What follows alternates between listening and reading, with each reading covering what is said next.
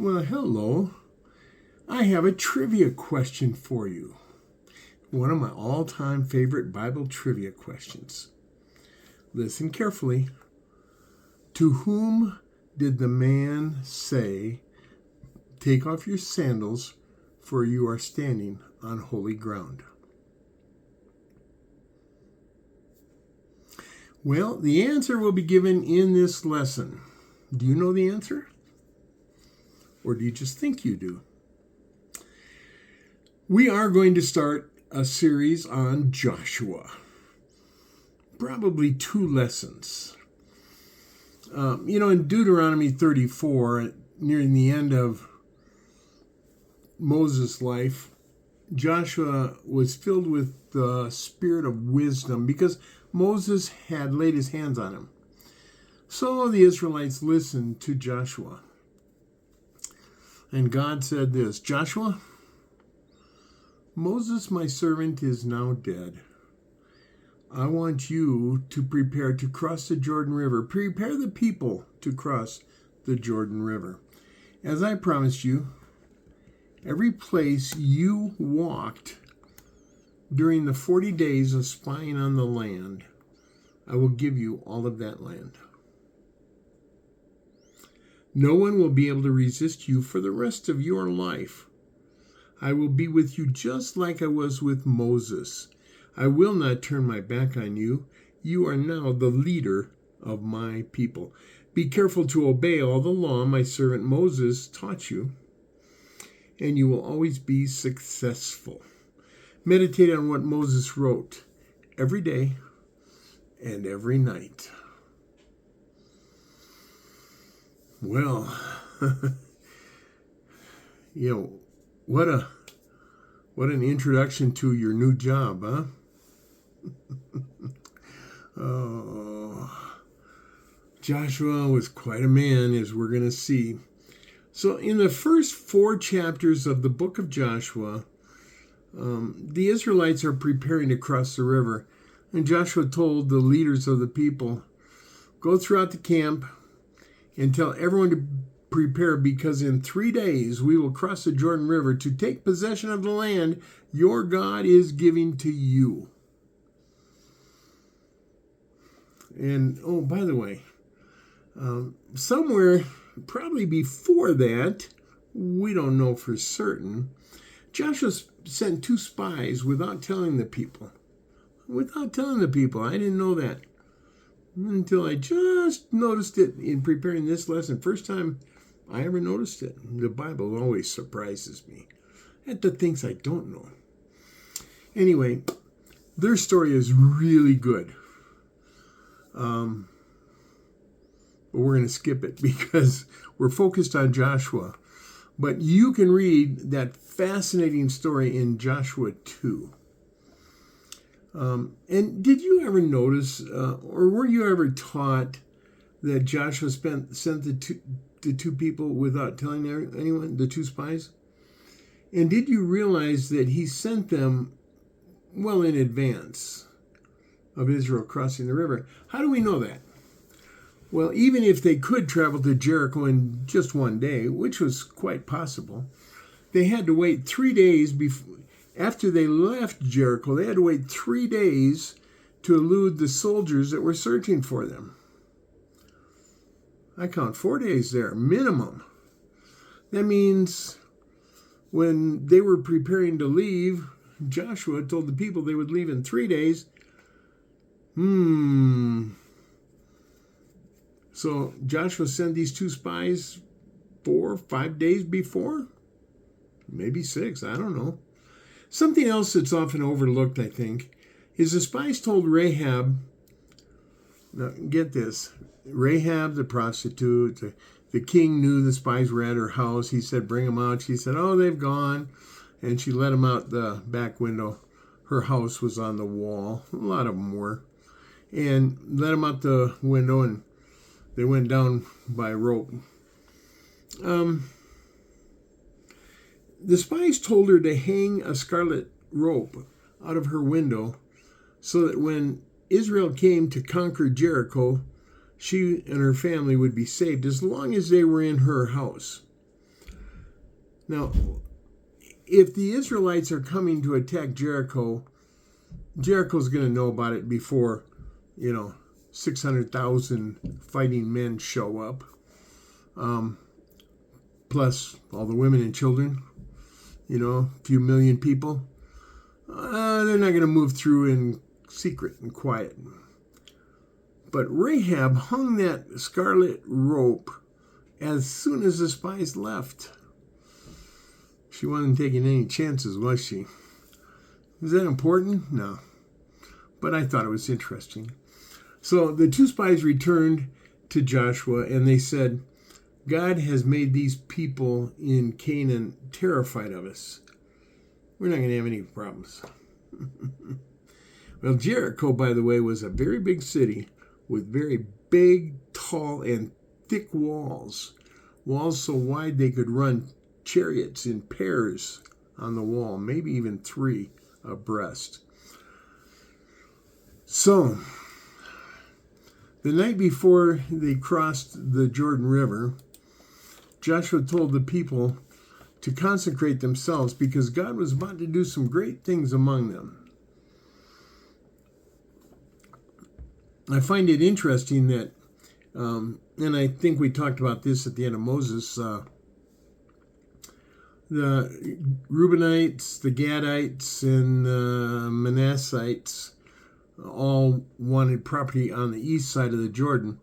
But they agreed to fight for the rest of their people. Just let them build the pens for their animals and cities for their homes for their women and children. When they went across the river, 40,000 Reubenites, Gadites, and Manassites led the Israelites. Oh, wow. And what do you think it was like on the morning they crossed the Jordan River? Think that people were excited? Lots of shouting and trumpets blowing? Do-do-do-do, do-do-do-do-do-do, boom, boom, boom. Oh, on that morning, the leaders told the people, when you see the priests carrying the Ark of the Covenant of the Lord your God, follow it. Since none of you have been here and do not know which way to go, just follow the Ark of the Covenant. But don't come within 3,000 feet of the Ark. How do you think Joshua felt as they set out to cross the river? Shivers running up and down his spine. Was he proud at being the leader of God's people, or did that thought kind of bother him a little bit? What a responsibility.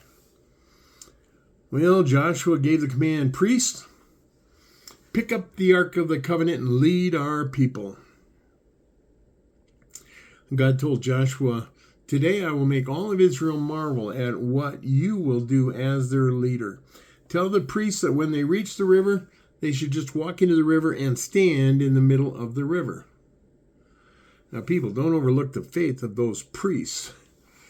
To just walk into the river assuming it would be fine? Yeah. So anyway, Joshua told the people, now you will see what God can do. When the priests carrying God's ark step into the river, the water flowing south will stop. Indeed, it stopped about 30 miles north of their crossing, by the way. So they definitely could have crossed fairly rapidly because they had 30 miles to get across. And by the way, the water stopped 30 miles from the Ark of the Covenant. So that means everything south of the Ark of the Covenant. Well, I don't know. What do you think? And by the way, we know they crossed the Jordan River in the fall, if you will. How do we know that? The Bible says the Jordan River was in flood stage during the harvest. And that is when they crossed the Jordan River. Now, I looked it up in a Jewish calendar, and I think it was more of a spring harvest time. And in Israel, they do have 2 seasons of harvest, so I don't know. Anyway, Joshua said, to the people, to the leaders of the people, have one man from each tribe chosen, and let them pick up a stone from the middle of the Jordan River, right where the Ark of the Covenant stops. Those 12 must lead the Ark of the Covenant out of the river and carry those stones to where they will spend the night. That means those 12 men waited till all of Israel passed, and then they picked up their stones and they left, and then the Ark of the Covenant followed them. And Joshua used those 12 stones to build a memorial of the river crossing. Now we know those 12 stones weren't small, not just because he built a memorial, but they had to carry them on their shoulder. Now, you can carry a pretty good-sized stone in front of you, but if it gets too big, the best way to carry it is put it up on your shoulder and carry it like a 100-pound sack of grain. You can carry it in front of you, but if you put one over each shoulder, you can carry two. So says the farm boy. No, I didn't grow up on a farm, but I worked on one for 4 years as a teenager. So I know a little about farm life. Anyway, everyone was awed. Everyone was awed. Get my English right. But what happened that day? So anyway, finally, they get into Canaan. And word traveled quickly about the Jordan River crossing. You better believe that. Gossip travels fast no matter with or without the internet, telephone, telegraph. Smoke signals, whatever. Word spread fast, and all the Amorite and Canaanite kings became terrified. However, before they did anything else, God wanted something done. God told Joshua, make some flint knives, lots of flint knives, and circumcise every Israelite male. You see, all the Israelite males that left Egypt had been circumcised, but none born in the 40 years since had been circumcised. So God wanted them all circumcised before they went any further. So every male was circumcised, and the people waited there until the men healed. 4 days they waited. And no manna, by the way, no manna was provided after the Israelites ate their first food in Canaan. First food they picked from Canaan. No more manna. Boom. Gone. Stopped. So anyway, while the men were healing, Joshua, who had already been circumcised before they left Egypt, walked over to look around Jericho, and on the way he encountered a man standing in front of him holding a sword. Now Joshua walked up to the man and asked him, "Are you on our side or the side of our enemies?" And notice, the Bible doesn't say anything about Joshua being afraid or that he was armed. Remember that Moses had told Joshua to be strong and courageous and to not be afraid or discouraged. And he said it twice in Deuteronomy 31. So evidently Joshua was courageous and not afraid, because he walked right up to this guy who was holding a sword. And this man says, "I am not on your side or the side of your enemies. I am the commander of the army of God, an angel." Well, hearing that, Joshua fell face down on the ground and asked, "What message does God want his servant to hear?" The angel said, "Take off your sandals, because the place you are standing is holy." Joshua immediately obeyed. And here's the answer to the trivia question that I gave you. No doubt you will remember the only other person to hear "take off your sandals because you are standing on holy ground" was, that's right, Moses. Isn't it fitting that Moses' successor heard those same words? But remember, Moses heard those words from a burning bush. Joshua heard them from a man, angel. So the answer to the trivia question is Joshua, not Moses. Anyway, so next, Joshua is going to lead the Israelites in a battle. A very strange battle. Oh, and I mentioned just a little bit ago, but how many people were there in Israel? Well, when they left Egypt, we counted way back when 2 to 3 million minimum. I think 4 to 6, maybe even 8 million people, because they had 600,000 fighting men, and each man had, say, 2 wives, and each wife had 4 kids. I mean, that's 8, 6, and 7. 7 times 600,000 would be 4.2 million. That seems reasonable. Could have been more. Might have been less. I'd vote for more, but that's my opinion. Anyway, Numbers 26 was the last census done near the end of the 40 years. And you can read it and count in Numbers 26. And Joshua was leading an army of 600,000 men. And I hear more. About the same number as Moses had led out of Egypt. Slightly less, not much. Anyway, Jericho had closed their gates and barred them shut. No one was going in or out. They were waiting for the Israelites to attack. And, have you ever noticed the old spiritual song, Joshua Fought the Battle of Jericho? Did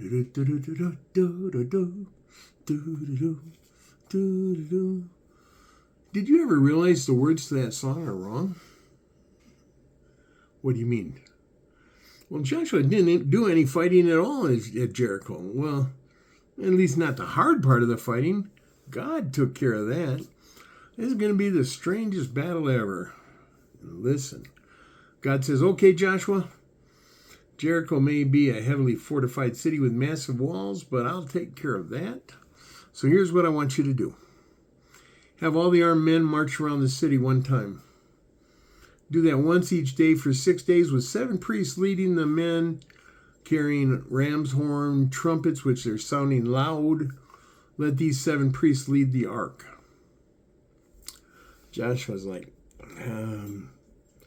okay, well, and God continued just totally ignoring Joshua. On the 7th day, have the men march around the city 7 times. Have the 7 priests blow the trumpets, and at the completion of the 7th circuit, tell the priests to blow one long, loud blast on their trumpets. When the men hear that, tell the entire army to give a loud shout, and that is when the wall around Jericho will totally collapse and the army can charge straight into the city. And they're going to have it surrounded, so they're coming in from every direction as the walls come crumbling down. And when God says crumble, I think he means like dust mites left of each portion of the wall. Nothing. No stones. No chunks. The men could just walk right in. That's just me. What do you think? So anyway, Joshua said, priests, I want you to carry the Ark of the Covenant in front of the army. Have 7 priests carry trumpets in front of the Ark. And he said, Israelites, I want an escort to march in front of the priests. Everyone else will follow the ark. We will march around the city once. But do not shout. The only sound I want to hear is the trumpets.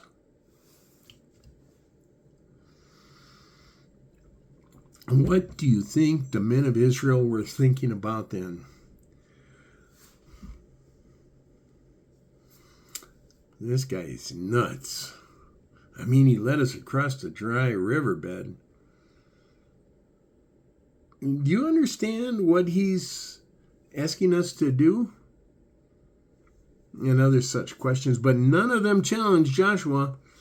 After all, he had led them across the Jordan River on dry land. So the army circled the city once and returned to their camp. Probably puzzled.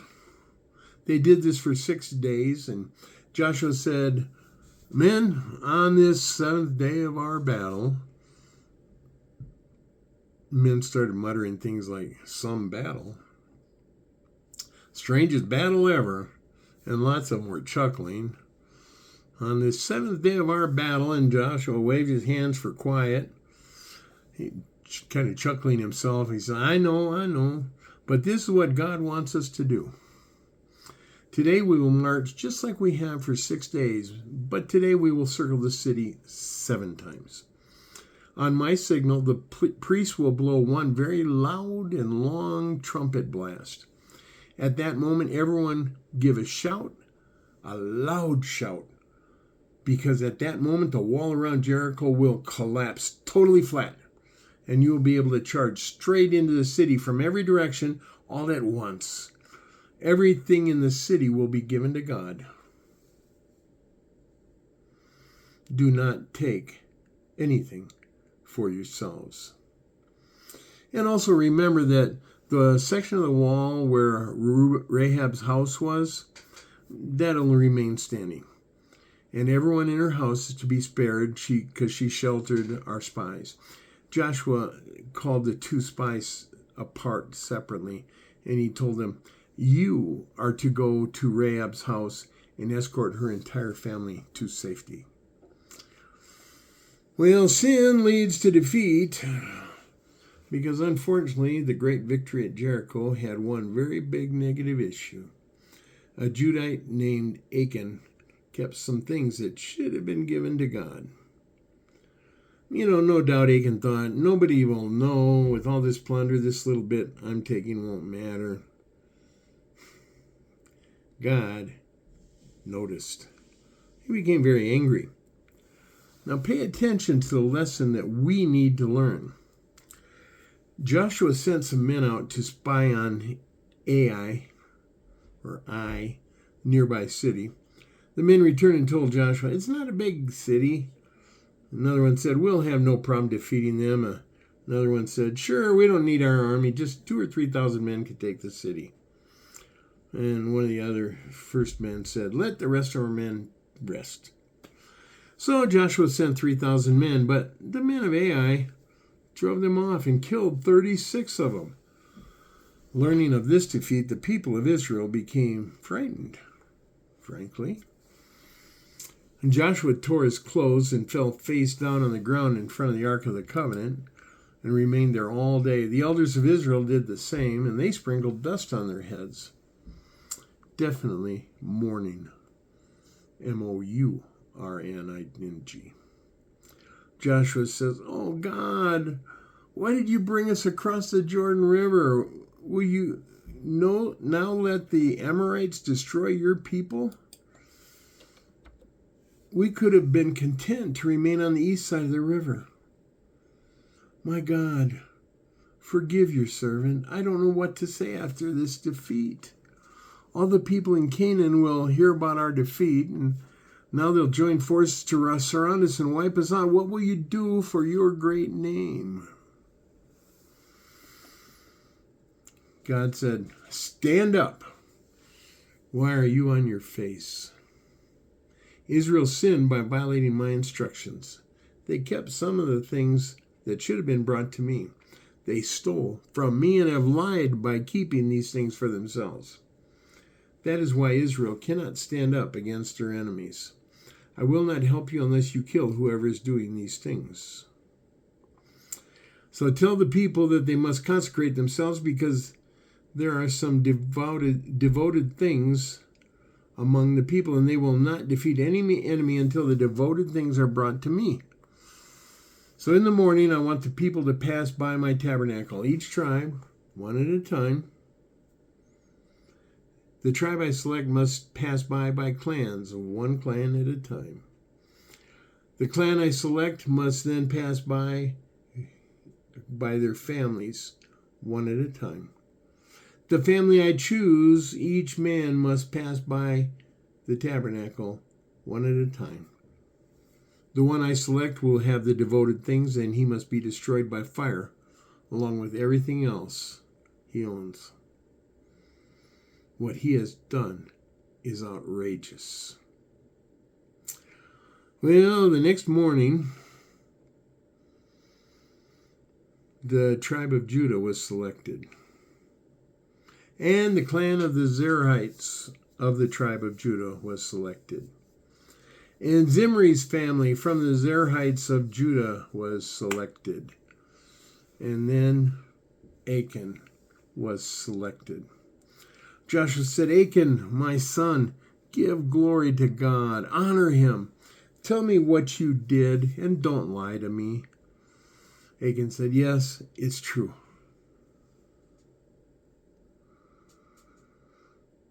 I have sinned against God. I saw a beautiful robe from Babylon in a plunder, and I took it. I also saw 200 shekels of silver and a bar of gold. They weighed 50 shekels. I wanted them, and I took them, and I buried them in the ground inside of my tent.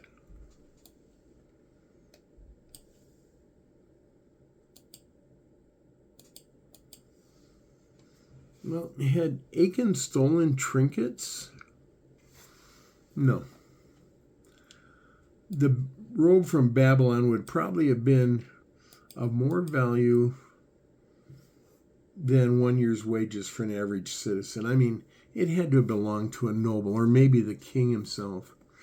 The amount of silver plus the gold would have made Achan wealthy beyond what most people back then could not even have dreamed of. Think about it being like winning Powerball and Mega Millions the same week. Well, the people were shocked. Joshua sent some men to Achan's tent, and they found everything. They brought it all to Joshua with everyone watching. They spread the things out in front of God. The people of Israel killed Achan by stoning him. They also stoned his sons and daughters. They killed all of his cattle, donkeys, and sheep. They burned his tent and everything else.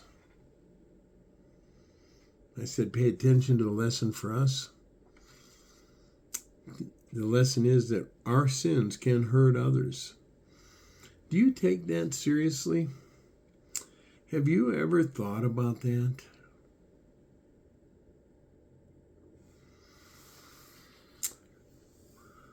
Well, after the death of Achan, God told Joshua, don't be afraid or discouraged. Take your entire army and go attack Ai. I will give you the victory, and this time your people may keep all the plunder for themselves. Set an ambush on the opposite side of the city from where you will attack. So Joshua selected 30,000 of his very best fighters. And he told them, pay attention. You will circle the city tonight. Do not let anyone see you. When the rest of the army attacks, we will flee, drawing the men of Ai away from their city. Then you attack the city from the south. Early the next morning, Joshua and the other leaders of Israel led an attack on Ai. Joshua selected 5,000 men and had them be ready to ambush the army of Ai from the western flank of Israel's army. The king of Ai watched Israel set up camp to the north of his city, and the next morning Ai's army assumed they would have another easy victory, so they came out to attack Israel. Israel's army retreated, literally running away. The army of Ai chased them, leaving no fighting men behind.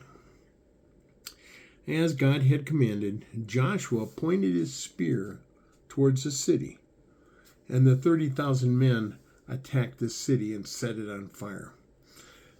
At the same time, Israel's army then turned around to attack Ai's army. The 5,000 men on the west went behind the army of Ai to stand between them and their city. Israel killed every soldier and every person in Ai, except they took the king prisoner. During this entire battle, Joshua remained standing, holding his spear pointed towards Ai.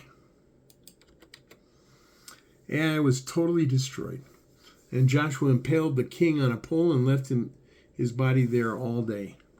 At sunset, Joshua had the king's body taken down and thrown on the ground in front of what had been the city gate. The Israelites covered the king's body with rocks and left it there. Then Joshua built an altar of uncut stones, just as Moses had written in their law. They offered God burnt offerings and fellowship offerings, and then with everyone watching, Joshua made a copy of the law of Moses on stones, 10 Commandments.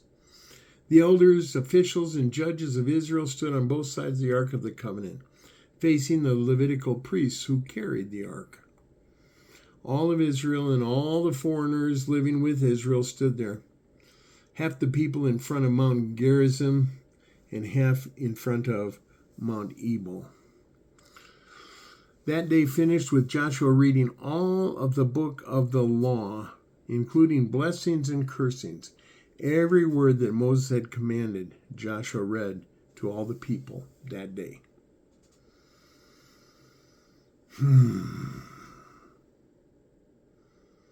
Well, pretty good start to conquering Canaan with one stumble. In our next lesson, we're going to see a lot more fighting. God bless. Peace be on you.